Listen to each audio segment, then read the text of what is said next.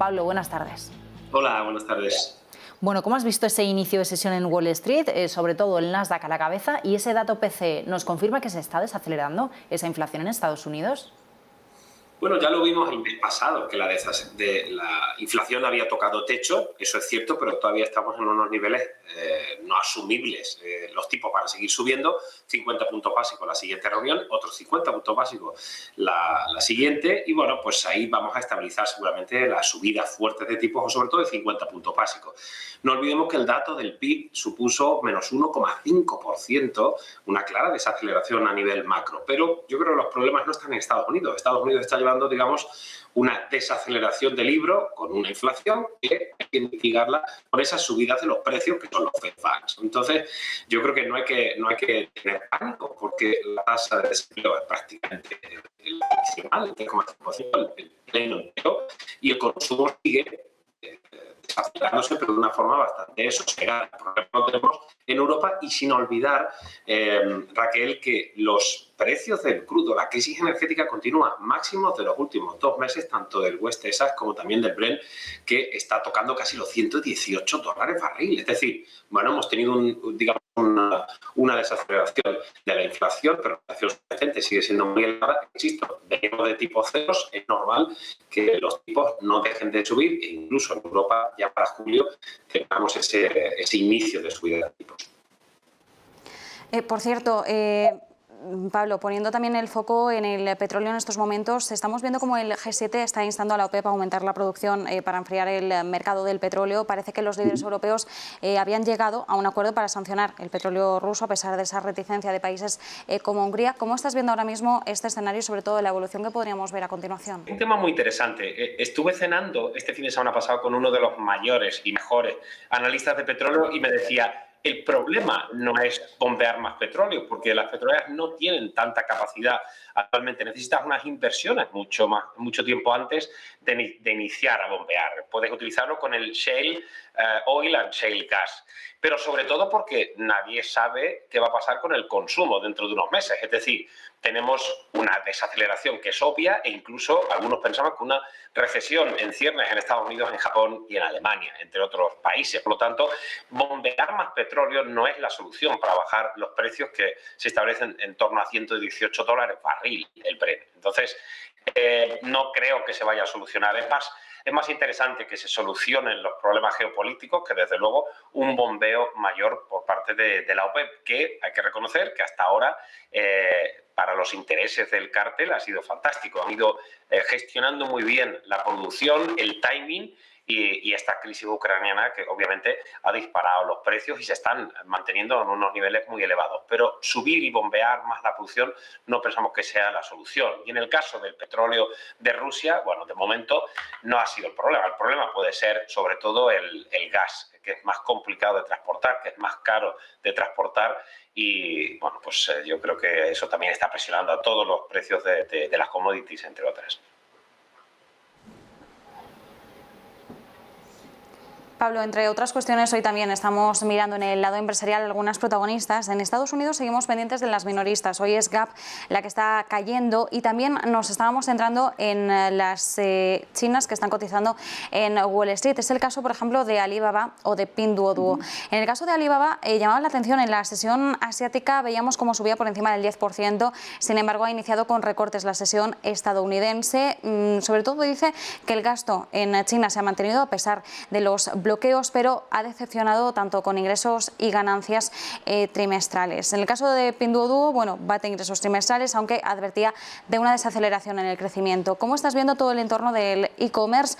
Sobre todo, bueno, pues en el caso de estas gigantes chinas que se mueven en un país como es el gigante asiático, en el que, bueno, pues hemos visto esa afección directa de las restricciones o de la política cero COVID que se está cuestionando hasta qué punto está resultando efectiva. Yo creo, Marta, que esto es un ejemplo claro de un choque de expectativas entre los que opinan que lo peor ha pasado y que el consumo puede no ser tan tocado por la subida de tipos y por la subida de precios, y los que pensamos que el consumo va a seguir cayendo. Al final hay menos renta disponible, menos dinero en tu bolsillo porque tienes que pagar la electricidad mucho más alta, el petróleo más alto y los alimentos más altos. Por lo tanto, obviamente los retailers, como ya demostraron Walmart o también Target, entre otros, están muy tocados. Pero bueno, hemos visto, por ejemplo, ayer también el caso de Dollar General, de Dollar Tree, que son al final cadenas de descuento, o Macy's, la Corte Inglés norteamericana, que las cifras fueron bastante satisfactorias y los tres subieron más de entre 10 y 21%. En el caso de Alibaba, en el caso del comercio electrónico, es cierto que las cifras de Alibaba no estuvieron mal, las ventas crecieron un 8,9%, el BP ajustado superó con creces las estimaciones del consenso e incluso también la generación de cash flow operativo, ¿no? De hecho, la ADR subió un 14,79% ya ayer.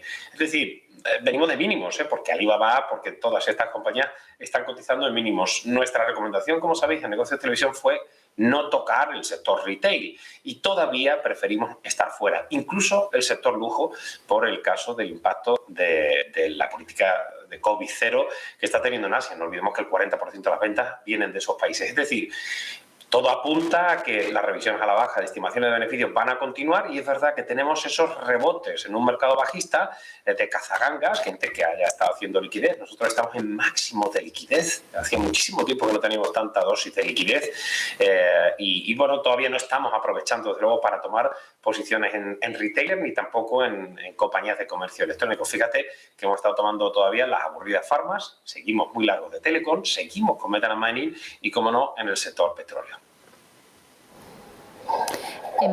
Pablo, por mirar también a la bolsa española, el IBEX 35, 1.932 puntos ahora mismo, máximos anuales. ¿Cómo estás viendo la recuperación? Porque estamos viendo también en las últimas semanas, en las últimas jornadas, cuando hay rebote, destacando en algunas sesiones al IBEX 35. Tiene mucho que ver también el peso de los bancos en un contexto de subida de tipos de interés. ¿Qué expectativas tienes para la bolsa española? Bueno, había índices que pensamos que iban a ser los mejores este año. Uno no nos ha salido bien, que ha sido el Hansen. Empezó haciéndolo muy bien el año, fue el peor índice el año pasado, el índice hongkonés, y el tema de la política cero de COVID le ha venido muy mal, pero ya está recuperando terreno, hoy casi un más 3% y cae un 11,5%. Otro era el FTSE, era, digamos, mucho más razonable por el peso de Metal and Mining, por el peso de energía, de petróleo, con BP, con Shell, etc. Y por otro lado, el sector bancario, que tiene un peso enorme en la bolsa española, junto con Telefónica, Repsol, Iberdrola, y en este caso Inditex no ha ayudado demasiado. Pero bueno, el IBEX llevaba un underperformance muy claro y este año parecía que tenía sentido. No, desde luego, por una recuperación que está siendo cada vez menor en la parte macro, pero bueno, mucho más defendible la posición con la subida de tipos que vamos a ver en Europa. Pero hemos comentado muchas veces en Negocios de Televisión que la primera fase del sector bancario, de la parte de banca comercial, es muy positiva con digamos, los spreads, los diferenciales, ampliándose con las subidas de tipos. Pero vamos a ver un incremento de la mora, vamos a ver que la solvencia, aunque es todavía muy amplia, pues va a empezar a bajar. Entonces, si hay un sector cíclico por antonomasia, ese es el sector bancario. Y vamos a empezar a ver que las economías domésticas, que las empresas y que las administraciones públicas están muy endeudadas en una crisis de deuda que, bueno, puede que no llegue a un credit crunch, que es lo que pretende evitar la señora Lagarde, pero la situación es muy compleja. Como la inflación siga subiendo, como el precio del crudo, como hemos comentado anteriormente, siga subiendo, la situación de algunos países netamente importadores de energía va a ser muy complicada. E incluso, ojo, con el euro apreciándose, porque el despertar de la subida de tipos del BCE está haciendo que obviamente se aprecie algo la moneda europea, aunque estructuralmente la tendencia sea de depreciación del euro respecto al dólar, sí que podemos tener un repunte como estamos viendo en las últimas sesiones. Pablo, aprovechando que estabas mencionando esa esperada subida de tipos de interés en el viejo continente, veremos si es en julio o si es en septiembre ese arranque ya oficial. Te quería preguntar, ¿cuáles son las empresas que estás viendo mejor y peor preparadas en el IBEX 35 para una subida de tipos cercana?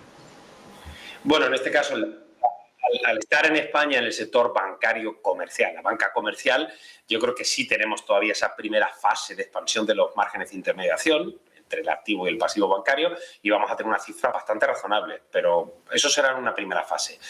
Compañías como Mapfre deben hacerlo relativamente bien. El sector inmobiliario es que ya ha adelantado esa buena predisposición en el sector, con lo cual Pensamos que ahí sí ha podido llegar a tocar un límite. Y desde luego, bueno, hay algunos sectores defensivos, las farmas o las telecom, que a priori deben estar algo más protegidas, ¿no? Al fin y al cabo, las empresas más endeudadas son las que deben sufrir más y sobre todo las que estén más ligadas al consumo. Por eso Inditex, aunque todo apunta a que los resultados que publique en breve van a ser bastante razonables, sobre todo respecto a la competencia, el consumo va a ser claramente el más perjudicado de esta subida de tipos. Por lo tanto, grupos como Inditex deberían seguir sufriendo. Pues Pablo García, como siempre, muchísimas gracias. Un placer. Buenas tardes. Igualmente, buenas tardes.